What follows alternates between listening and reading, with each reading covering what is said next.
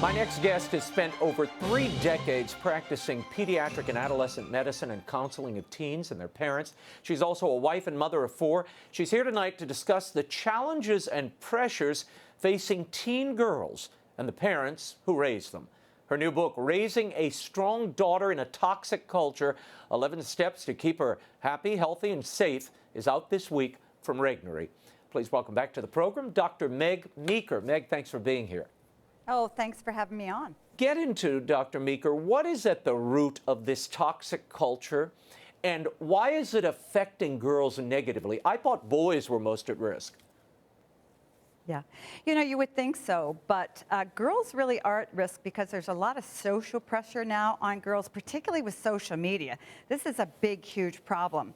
So why are girls having so much difficulty? I think that honestly, there's so much coming at them that's confusing them. You know, we know that social media has become a place where girls compete, and they find that, they try to find their self-esteem and their sense of value on social media, and they actually, the more likes they get on social media, the better they feel about themselves. You know, they've got the transgender stuff going on. They're just very confused. We see depression and anxiety rising. Yeah. So I think that, as much as it's coming at girls, I really wanted to equip parents to say, okay, we're going to help our kids navigate this, and we can overcome this. In your book, you write that parents should focus on one thing: teach your daughter that she was created by a loving God. Why is that so important, and do teenage girls really listen to that message? Do they listen? Yes. They won't act like they listen, but they do listen to their parents, because parents have more power than the culture. Why do they need to know that they're created in God's image? Because I can't tell you how many 8, 10, 15, even 18-year-old girls truly don't know why they're here. You know, they can do a lot of stuff, they can get great grades, but they don't know why they're here. And it's so fundamental that parents teach them, what's deeper than just the stuff they do. And I think that's really what equips girls to be able to become resilient to a lot of the negative pressures they get in the culture. You say parents have a role in answering 4 big questions every daughter has. And here they are. We'll put them on the screen. Where did I come from? Am I valuable and significant? Is there a moral standard? Where am I going? Now, how can we help our daughters answer those questions, Meg? Yeah, very easily, and a lot of questions that parents sort of skip over. Where did I come from? Why am I here? Am I an accident? Am I here just because mom and dad decide to have a child? So it's really important to teach kids, no, you're not here by accident. God made you. There's a plan. There's a path. You are deeper. You're to live on a deeper level. Do I have value and significance? One of the big mistakes we parents make is to try to give our kids a sense of value by getting them to be really good at a lot of stuff. We do that because that's what our peers are doing. And there's nothing wrong with getting kids to do a lot of stuff well, that's fine. But they need to understand their value and significance comes from something a whole lot deeper than just the stuff that they do. Is there a moral plumb line? Absolutely. Kids need to know the rules. And when we took a lot of the moral standard out, it just made kids crazy. So we parents need to bring that back into our parenting. And where am I going? What am I supposed to be doing when I'm 20 or 30? Is there a roadmap for me? And if so, what is that? And then finally, where am I going after I die? These are existential questions, but believe it or not, even 8-year-old kids can understand them and want answers to them. As you're talking, I'm thinking of my wife, who spends so much time with our children, sacrificed her career to be with the kids every day. And it's so important to spend that time so you understand what their interests are, where they're tending, who's in their social circle. How important is that, Meg? My dear friend Kate O'Byrne, many years ago of happy memory, she said, Raymond, it's really important to be there for your kids, but just as important is knowing who's in their social circle and affecting that circle. Oh, absolutely, particularly now with social media. You know, our kids can live in a very private world when you think about it. They have their phones, they can communicate with people that we don't know about. But it's very important for parents, A, to understand what their kids are going through so that they can help them navigate it, and B, who are their friends? Because their friends are going to be healthy often and they're going to be unhealthy often. So if you want your child to go in a specific direction, you need to surround your child with kids who want to go in that direction as well, to support them, encourage them, because life gets tough. Yep. But girls will do really well if they have one or two close girlfriends wanting to go in the same direction. They're linked arms with. Tremendous way to keep them safe from a lot of the stuff coming at them. You talk about social media and the link between social media and depression. What should we as parents be doing? How do you observe and control? Should we limit the screen time? Should we get the software so we can police what they're seeing and whom they're talking to? All of the above. You know, I think that parents fall into this feeling that they can't invade their teenager's space, that these kids need privacy, that there are things that parents shouldn't know about. And that's not true. Secrets in a home are not healthy. This is new with this generation. So parents are timid about looking at their Facebook, looking at their Instagram, but they need to be in there because kids can't navigate bad stuff on their own. They need adult help. So yes, everything a child sees, even a teenager, needs to be seen by the parent, because if kids know their parent's going to be watching, they're going to say and receive very different messages. So it's really important that parents know what's going on, that they're immersed, and then they need to understand they need to take charge, because even a 16, 17-year-old can't. Social media can become very addictive to girls. Why? Because they want to know what people are thinking. What are people saying about me? Do they like me? So I go into the way parents can help their teenage girls wean down on social media. And when kids are home, parents can install a device where they can see what websites their kids are on, what they're doing all the time. This helps kids be accountable, and it really helps kids feel loved when they feel protected by their parents. Another topic you bring up in the book is feminism, and you write, there is a good version of feminism that we can teach our daughters, but ironically, feminism has discounted femininity and left women confused about who they are, causing endless debates about what is and is not proper feminist behavior. So how do we teach healthy feminism to our daughters? Well, I think that we teach that by teaching our girls that they can be strong, that they have good talents, they should use those talents, that they should be assertive, and they should know what they want and when they want it, and be able to set boundaries in their lives as they get older. But it doesn't mean that they have to hate people and spew venom to people around them, mostly a lot of their male colleagues and men that they run into.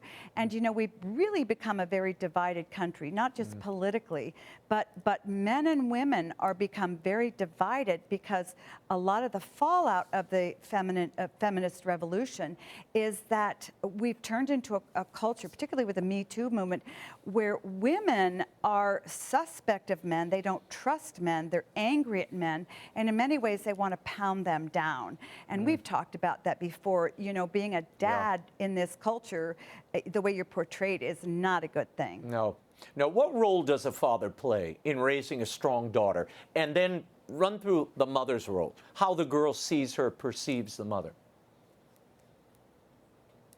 Yeah, very different roles. And we can say, oh, the roles should be the same. And I say, ask a child. A daughter needs from her dad the sense that dad is the daughter's first introduction to male love. So when you think about that, if she learns in those early years to trust her dad, to receive love from him, affection, that sets a template for how she relates to men, brothers, uncles, teachers, boyfriends for the rest of her lives. So dad teaches her an enormous lesson there. Dad has a significance and power in a daughter's life that a mother doesn't. Doesn't mean that dad's more important or less important, but it's different. In a daughter's eyes, and this is true for me, if dad says you can do something, it's a done deal.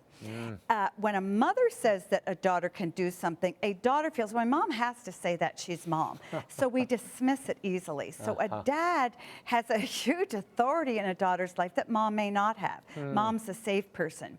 Mothers need to give daughters a sense of they're the mentor. They show daughters how to live as a woman. Very important when it comes to body image, because one of the things that girls always say to me, one of the biggest struggles they have is being thin enough and beautiful enough. Well, a mother can show a daughter, you know, I am strong and I don't need to be a waif. I'm not constantly on a diet. I can show you how to live as a strong woman and not worry about my weight all the time. So a mom really teaches a daughter where to go and how to live. And a dad really comes in and teaches her that she has tremendous value. She can use her God-given gifts, and he teaches her how to love and accept love from men. Very quickly, your advice to single parents. There are a lot of single mothers out there raising their girls. Yeah, they can do a fabulous job. They can be a great mom, but they can't be mom and dad. That's the good news, bad news. But it's very important, moms, that you be a good role model for your daughters and expose them to good men in your life. They don't need a lot of time with a good man, but they need to see how a man interacts with you so they can know what to expect from a man as they get older. And they need to know what a good man looks like. What does he talk like? How does he act? You know, what does he say? Does he swear? Does he not swear? To set an image in that daughter's mind of what they should expect from men in their lives as they get older.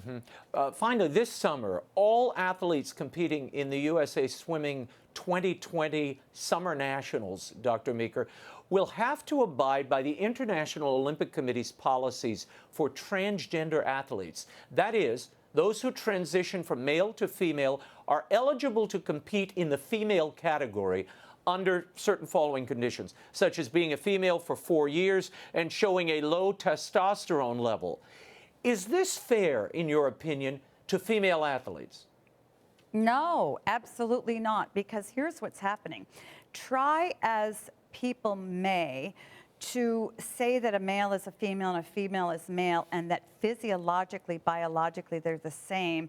They're not. They're not the same physiologically, but in many other ways.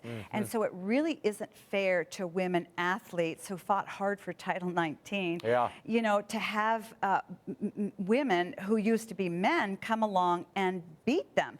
These men have muscles that were formed over many years by, you know, testosterone and the rise of androgens. Their muscles literally are not the same, and they're not going to revert to female muscles just because they had a sex change. Also, I know lungs are bigger on a male, heart is bigger. So the organs themselves have more capacity than a woman you're competing against in some of these particular events. Oh, absolutely. You know, absolutely. Biologically, there are enormous differences, as you say, in the organs and the brain and the muscles, the bone structure, hip structure between men and women. And women were crafted physiologically in their body to bear children. Men's bodies are not created and crafted for that. They're made for their bone structure for very different activities. So when we try to intermix those, it doesn't work. And this is really coming back to bite women pretty hard.